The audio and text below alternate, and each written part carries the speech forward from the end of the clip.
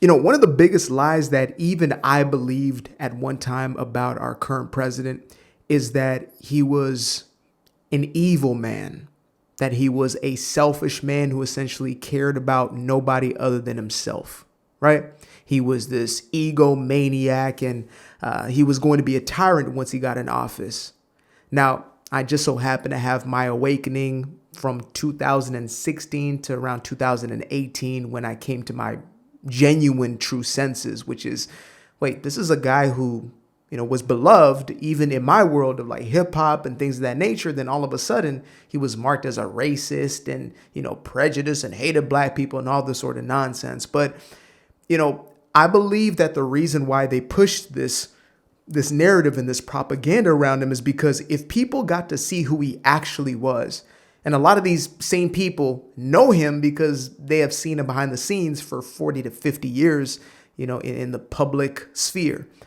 If y'all got to know who he really was, and of course, adding the fact that they could not control him, he would indeed be the most dangerous to the establishment and would be a person for the people. Now, I'm not saying that this man doesn't have, he doesn't feel himself every now and then. I'm not saying that, Trump doesn't love him some Trump. But when you look at how the man acts and how he has shown up, it has been at the benefit of the people that he serves, especially in term 2, when he now isn't surrounded by snakes, in that swamp. So I want to go ahead and share a video with a lady who is expressing some of these same sentiments. Shout out to our president. We just got to give him that. And especially after losing a very close, I guess, almost adopted member of the family in Charlie Kirk. And just seeing how distraught that man looked. I've never seen our president look like that before. The man looked tired. He looked beaten down. He looked broken in that moment. And I know this is going to lock something else in him. But yeah, this is a man who, even the stories I've heard personally, people send me stuff, etc., black women, all types of people, that this is a man who has a good heart. And so I want to make the time for that Trump is actually the good guy. Believe it or not. Listen to how disgusting Jamie Lee Curtis is in this clip and how I'm going to debunk her TDS. You have to have empathy. You have to care about people. He does not care about anybody but Donald J. Trump. See how performative that is, by the way? You have to have compassion. Yeah, the compassion that they showed on September 10th at Utah University, Utah Valley University, right? That was compassion. The compassion to take Charlie's life for nothing in front of his children and his wife. Yeah, compassion. Willingness to take DJT's life on that stage in Butler, Pennsylvania. Compassion. Jamie Lee Curtis, it's losers like you that actually don't care about people. Yep. Because he's never demonstrated anything. In 1988, he used his private jet to transport a 3-year-old all the way from Los Angeles to New York for specialized treatment because he had a rare breathing disorder. An Army veteran was diagnosed with stage 3 bladder cancer, and his family was concerned about his medical bills. Once he started his treatment, he realized he wasn't receiving any bills, finally learned out from the hospital that Donald Trump had privately paid for all of his medical treatment. In the 1990s, Donald Trump's private pilot's wife was diagnosed with breast cancer, and it was going to be $30,000 for her treatment. Donald Trump paid for all of it and then continued to pay for her additional care. In 1986, he learned of an elderly woman that had $77,000 of debt, and her family farm was going to be taken away because of her husband's suicide. He paid off the debt and paid off the farm so that her family could keep it. In 2008, when Jennifer Hudson lost her mom, brother, and nephew, Donald Trump housed the rest of their family in Trump Tower for a very extended period of time at no cost. He encountered a woman on the Brooklyn Bridge that was about ready to end her life. He stopped, he talked with her, he prayed with her, and then he slipped her a $100 bill. She framed it and then later credited him for saving her life. In the 90s, he came up on a stranded motorist on the New Jersey highway. He stopped to help him, and after learning about his financial and medical issues, Donald Trump sent a check to pay for all of it. In the 1980s, he learned from the news about a family that lost their home in New York due to a fire, leaving them homeless, and the dad was facing chronic illnesses. He privately sent them a check to cover housing and medical costs. In 2016, before he announced his presidency, he met a veteran that was struggling with PTSD. He sent him a check for $10,000 to help him get treatment and to help stabilize his family.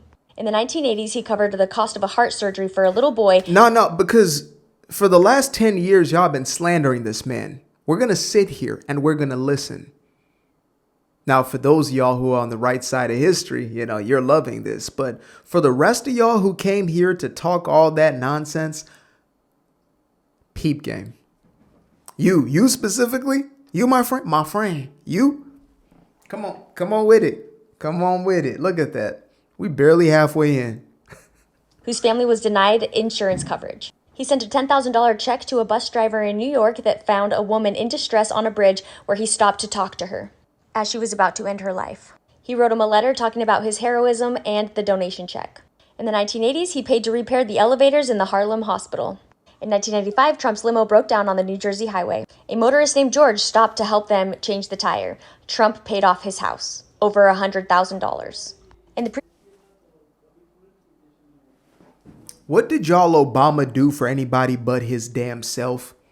Or for the spotlight, right?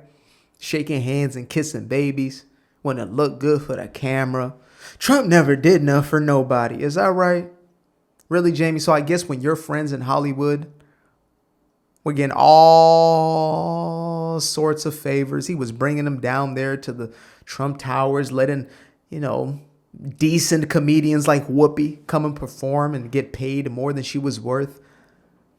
When y'all were giving him NAACP awards, Black America, remember that? When he was standing next to the likes of Muhammad Ali, Cassius Clay, Rosa Parks, same medal around his neck. Van Jones, when he signed a piece of legislation, the first president, mind you, to sign a piece of legislation that would do anything about prison reform. It's funny how fast y'all forget the favors that such a man would do for you as soon as, you no longer have control of him. You no longer have ownership of him. And more importantly, when he steps into a God-anointed position of power. Imagine that. 2000s, he met a homeless woman that he offered to pay for her housing. He put her up in one of his Trump buildings and is paying for it indefinitely, and has paid to have fresh flowers delivered every single day to brighten up her home. When Trump was still in school, one of his classmates' fathers passed away, and Donald Trump's father, Fred, ended up paying for the rest of his education so that he could continue to go to school. Looks like it runs in the family. Oh, Freddie Trump. Remember? They said he was part of the Ku, the Klux, and the other clan. Yeah. That guy?